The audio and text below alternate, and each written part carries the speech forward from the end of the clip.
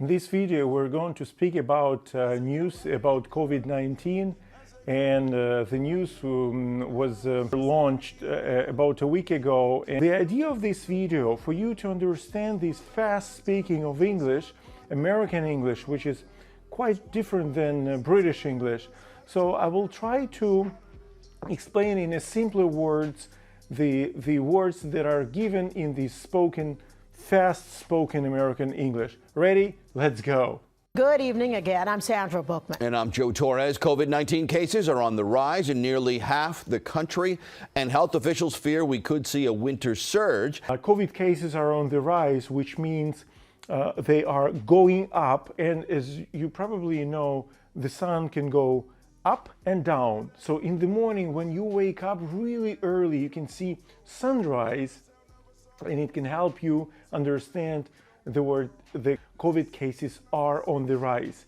Next moment, health officials fear. What is fear? Well, are you when you are afraid of something? I'm afraid of snakes. I'm scared of snakes. I don't want to see any like snakes, or maybe some people are afraid of spiders. And if you fear about something, then it means you're scared. And health officials, who are they? Health officials, representatives of the government. So probably people who work in the Ministry of Health.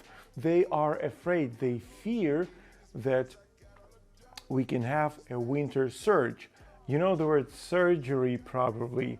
If you don't, well, you can. It's a medical word. So people who cut a belly in order to help somebody, they do surgery, and the profession is called surgeon. But how is surgeon as a profession connected to surge?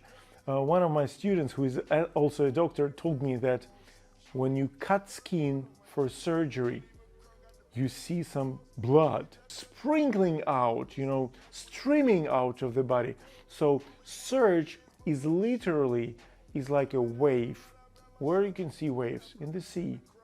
And if you're a trader and the market is really volatile, there are like ups and downs. When price goes up, there is kind of like a wave. And winter surge means we're going to have more cases, like wave of COVID cases in winter. Let's continue. Temperatures drop and people gather for the holidays. Gather. If you don't know the word gather, definitely you know the word together. And I believe that it's much better to learn words if you put word combinations. Gather together. Gather is to come together. If you are standing in different corners of the room, when you get together, that means gather together. Gather together. They're written differently, but it's easier to remember. Together, gather together. Temperatures drop, which means go down.